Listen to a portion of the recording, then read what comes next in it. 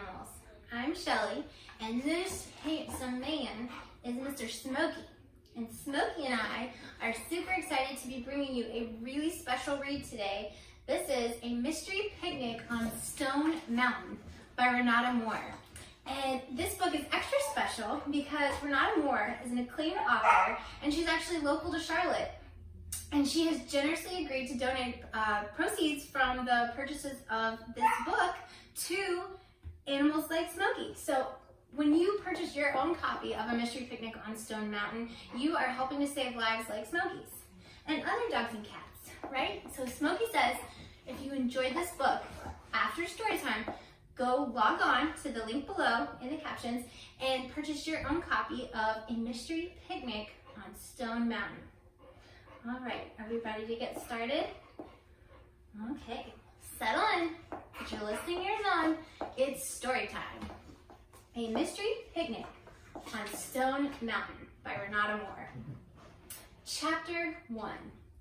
As we walked down the red, sandy pebbled road, I saw my favorite log stretching across the stream between the branches of the oak trees. Mom, Dad, and Michael were behind me carrying the picnic basket, fishing gear, and kites. I looked up at the clear blue sky, thinking that soon our kites would fly there. I noticed that the clouds were shaped like sheep grazing in the sky. Salty air sailed across the reef and blew a brownish black curl of my hair in front of my eyes. I suddenly felt a whirl of happiness, and I wondered how many other 10-year-old girls felt this happy today. I started to skip down the road, then stopped and turned around shouting, "Mom, thanks for letting me wear my new outfit today."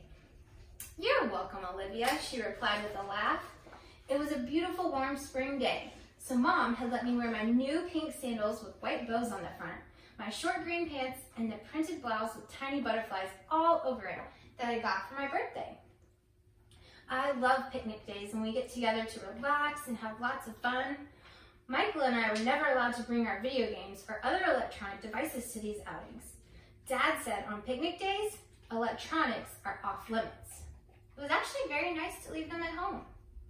It's our family tradition that every Easter, Mom, Dad, my brother Michael, and I come to Mr. Pinkerton's farm to fly kites, go fishing, and have a picnic near the reef at the picnic spot on Stone Mountain.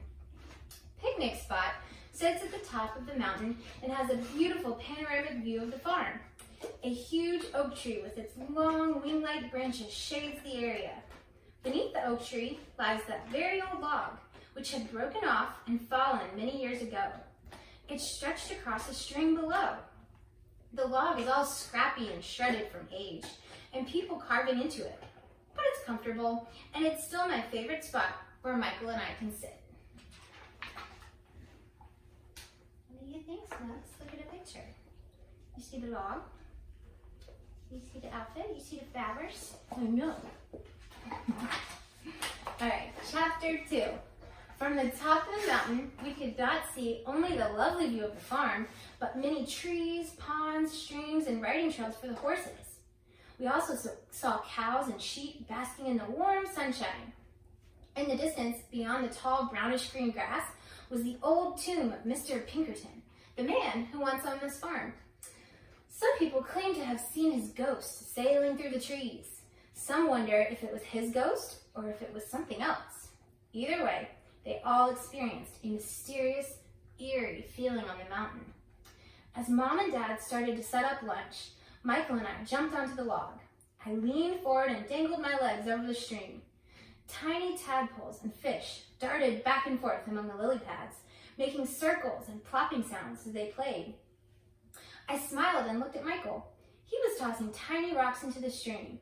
His short black hair was slicked back. He was wearing his khaki shorts and red t-shirt, tan socks, and black shoes. He says that red goes well with his olive complexion. He is such a vain 12-year-old boy, but he's a lot of fun to be around.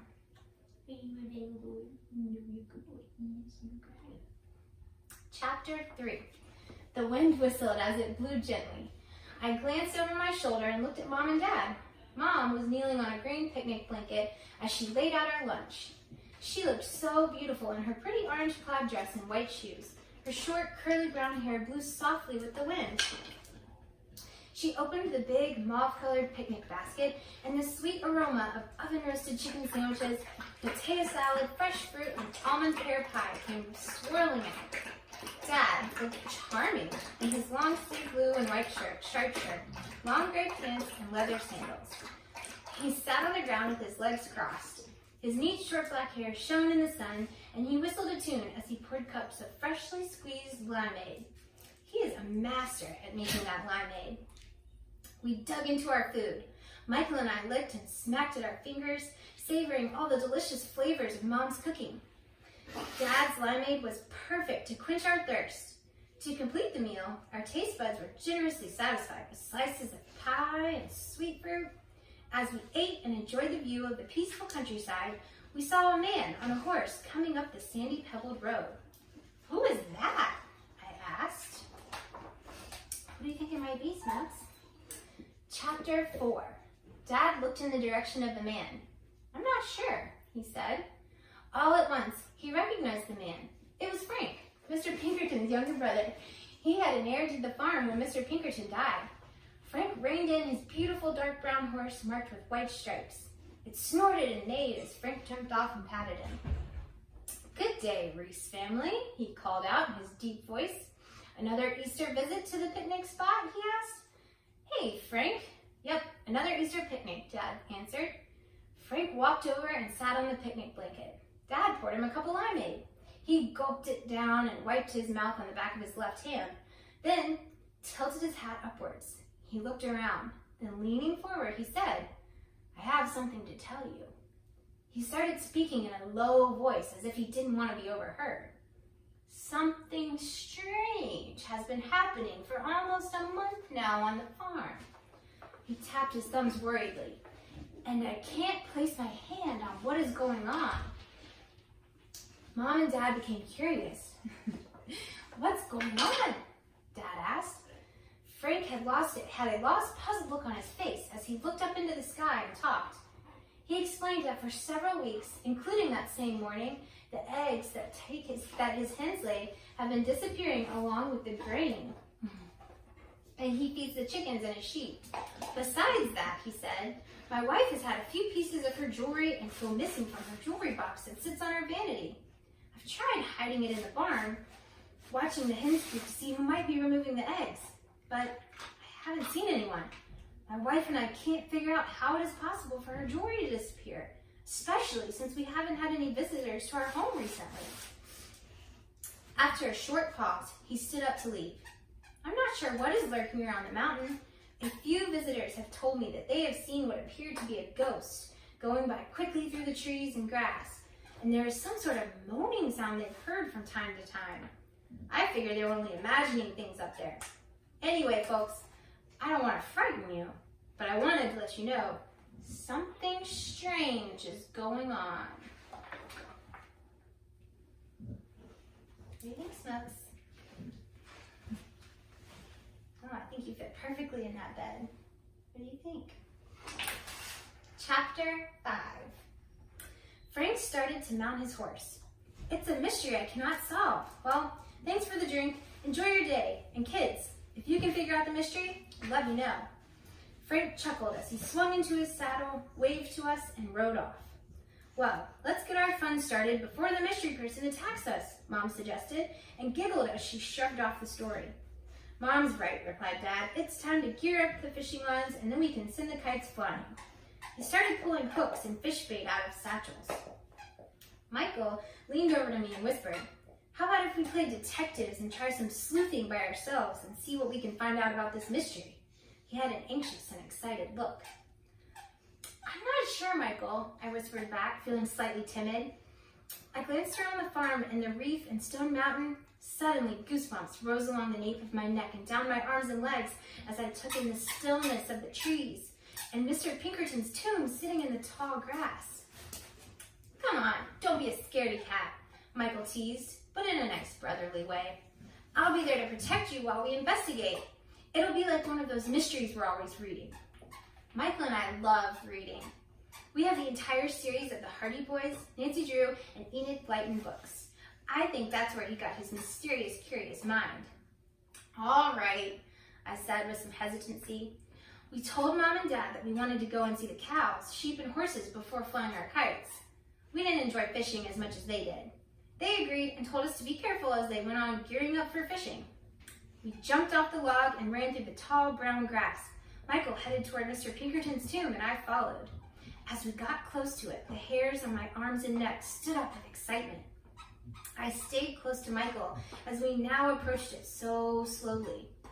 The tomb was surrounded by an old whitewashed broken fence. A black raven came swirling down from one of the trees.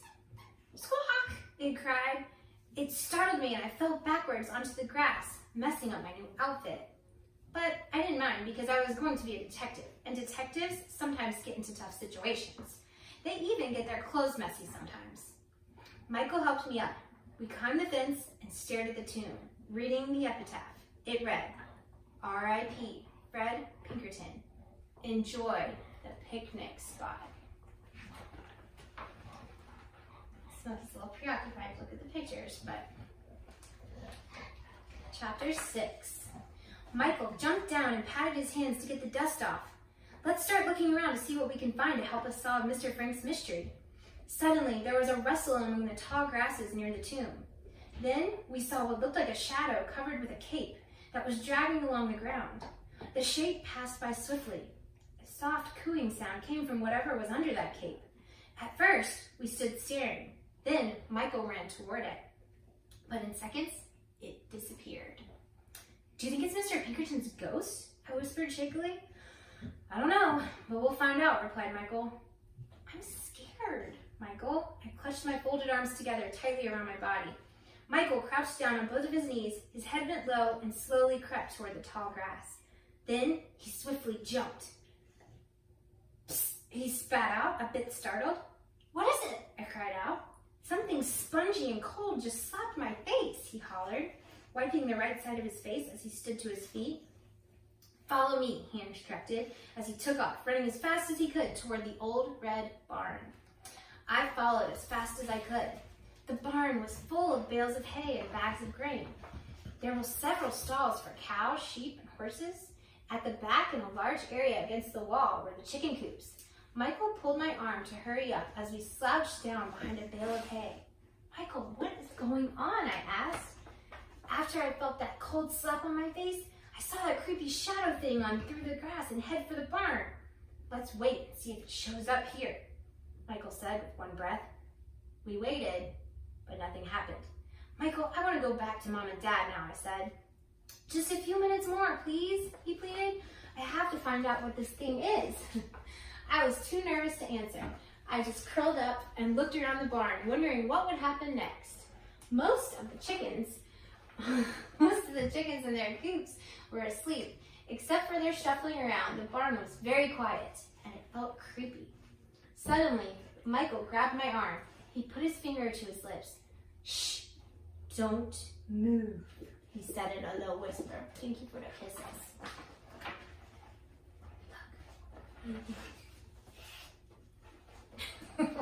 Chapter 7. Michael pointed to a hole in the broken wall of the barn. Slowly, we saw the mysterious covered cape thing crawling through the hole. I bit my lips and held my breath. Michael continued to hold my arm. Just then, we saw the covered cape enter the barn and slowly scamper its way toward the chicken coop. We stared and held our breaths so we wouldn't frighten it away. It crawled under the chicken coop and somehow got in and now moved cautiously but swiftly among the chickens. They started to fuss and move around, then they stopped, and we couldn't believe our eyes at what we saw next. The thing was quickly grabbing eggs and storing them in the folded bottom half of the cape. We still couldn't see what it was because we couldn't get any closer. After it took a few of the eggs, it scooted out of the barn and through the tall grass, heading back to the site of the tomb. We ran after it. It must have sensed we were chasing it because it was running very fast and making an angry, yapping, hissing, screeching sound. Slow down, Olivia, Michael said. It knows we're following. We stopped and waited a little, then slowly hurried over to the gravesite. The mysterious thing was moving in the tall grass, still hissing and fussing. We tiptoed closer. Michael stood for a few seconds as if thinking. Then he made a sudden lurch forward, threw himself on the ground while yelling, "I've got it!" "You have it?" I shouted. "I think so, Olivia. Hurry and help me hold it down." Suddenly, I jumped forward and threw my hands on top of the big lumpy covered thing that wiggled around and made a loud, angry, yapping, hissing sound. Michael quickly pulled the cape off and gasped at what we saw. What do you think we saw, Smokes?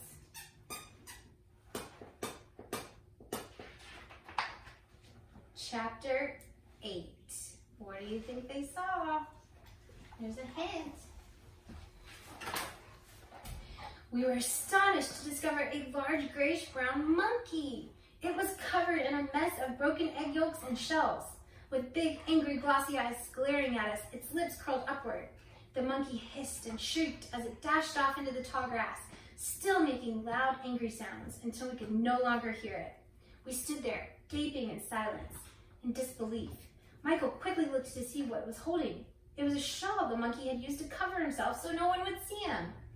"I wonder where the monkey got that," I said. Michael didn't answer. He was now looking toward a spot that was covered with a pile of hay. He walked over and kicked around in the hay and found a nest of eggs, grain, some jewelry, and bones.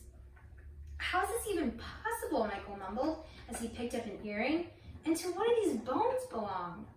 We stared at each other. We could not believe what we had just discovered. "Do you think these are Mr. Pinkerton's bones?" I asked. Michael and I looked at each other and we wondered about that. "Now, this is getting more mysterious," Michael replied. "Let's take a look at the tomb to see if anything's broken. Then we can figure out if these are his bones." At first, I felt scared, but when I realized this was like one of those Nancy Drew Hardy Boys mysteries, I was no longer afraid. Instead, I was thrilled to go and investigate the tomb. We climbed over the whitewashed fence again and started poking around. "Mr. Pinkerton, are you in there?" I joked. There was no answer, but a horrible, stinky smell came from the back of the tomb. "Geez, is it his body?" Michael asked, covering his nose to keep out the smell. Just then, we stumbled on a big mess of black feathers and a rotten carcass. "Looks like this belongs to a bunch of dead crows or some kind of big bird," Michael told me. He bent down and poked at the messy pile. Thank you. The messy pile of dried twig he found lying on the ground. "Yep, it's dead birds all right," Michael said, "and I think I know what happened. The monkey brought the bones to his stash of treasures. I don't know why he did it. It's very weird." "Michael, Olivia." We heard our names being called. It was a bit startled at the voice because Michael and I were so involved in our mystery that we weren't paying attention to anything else. Was that Mr. Pinkerton's ghost calling us? What do you think, Smokes? Who do you think it is? Chapter 9. It was a relief to know that it was only Dad calling us. "It's time to set the kites up for flying," he said as his voice trailed over the quiet reef. We rushed back through the tall grass and along the sandy pathway, almost out of breath. "What happened to the two of you?" Dad said. "You look a mess." We both started talking at once. Dad tried to calm us down and Mom turned to listen as he continued fishing. After we caught our breath, Dad was able to understand what we were telling him. Mom was amazed to hear our story. We took Dad to the picnic spot and showed him what we found lying in a pile next to the tomb. The loot of eggs, grain, bones, and what appeared to be Mrs. Pinkerton's jewelry. "Kids, looks like you've just solved the mystery of the picnic spot for Frank," Dad said. "Let's go and tell him what you found."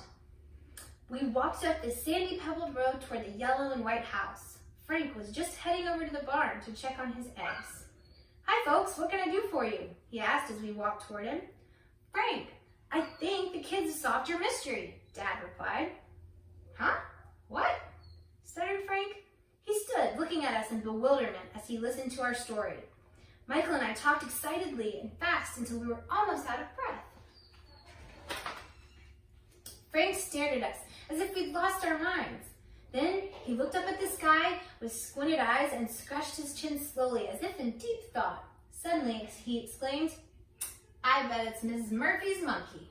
That woman has all sorts of animals on her farm, wild beasts even." We all made our way back to the site beside the tomb where Michael and I had made the discovery. Sure enough, Frank said the jewelry belonged to his wife. He stood there shaking his head, but he was very relieved now that he knew how his egg's grain and wife's jewelry had disappeared. He also said that the shawl belonged to his wife. She had mentioned to him some time ago that she thought she might have dropped it in the barn, but when she went looking for it, it wasn't there. She did not pay much attention to it after that because it was just an old shawl. No one would believe this, Frank said. I was told that monkeys are very mischievous animals, and they are capable of acting like humans. They do very strange and unbelievable things. Now, I believe it. When Fred and I were little boys, my father told us stories about all sorts of animals. I never believed the ones about monkeys. I guess he wasn't making it up.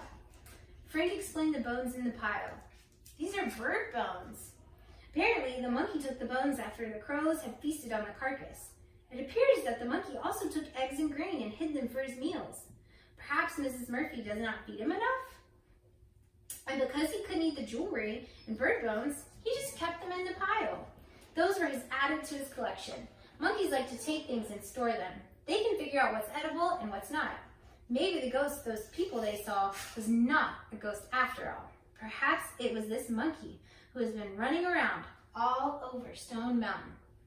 Michael and I listened in awe. We had just learned some things about monkeys. Our friends would be fascinated when we told them. I must now be very watchful and change things around my barn so that Mr. Monkey doesn't steal my eggs and grain anymore, Frank continued. And I have to tell Elizabeth to move her jewelry box from the vanity. I bet that monkey climbed through the bedroom window and got into the room. Oh my goodness, exclaimed Frank. He still couldn't believe what he was saying and seeing. Kids, thank you for solving this mystery for me. I was going out of my mind trying to figure out what was happening around here. Michael and I beamed with pride. We had fun solving the mystery, Mr. Frank. Glad we found out who did it, right, Olivia? Michael replied. I smiled widely and shook my head in agreement. I was still mesmerized about what Frank said monkeys can do. I felt proud that Michael and I had solved a mystery just like the ones we read about in mystery books. Being a part of such a thrilling adventure made me feel like a real detective. Well, this is an exciting mystery picnic, Dad said. Let's fly those kites before the day is over. He put his arms around our shoulders and turned around to head back to the picnic spot. Look, what do you think? Chapter 10. Dad helped us gear up the brightly colored and decorated kites. Hey, dude, don't eat the sack. What are you doing? Come here. Dad helped us gear up the brightly colored and decorated kites. They went flapping and zooming into the air, their long tails sailing behind them. After a few zooms, they were only specks in the sky. Suddenly, one of them dipped and darted and started falling from the sky. Michael ran after it. When he got to the kite, it was on Mr. Pinkerton's tomb. He jumped over the fence and grabbed the damaged kite and ran back to Dad. It almost seemed as if Mr. Pinkerton was having some fun with us by trying to take the kite. After a few more kite tricks, the clear blue sky turned into a big burst of orange. The sun was starting to set. It's time to pack up and head on home before we're caught in the dark reef on Stone Mountain, Mom said. Who knows what that monkey might come back to, she teased. We laughed, then waved goodbye to Mr. Pinkerton's tomb. I took one last quick hop onto my favorite log, dangled my legs over the stream. Good night, tadpoles. Good night, fish. It was the end of another fun-filled Easter at Picnic Spot, and this time, a mystery was solved. Well, Smokey and I hope you enjoyed story time. We love this book, and if you love this book, go get your very own copy at the link below. Mystery Picnic on Stone Mountain by acclaimed author Renata Moore. And remember, proceeds from your purchase will go to helping save lives like Smokey's. So Smokey says, head on down to that link and get your own copy today. Thanks for joining us on Storytime. We'll see you next time.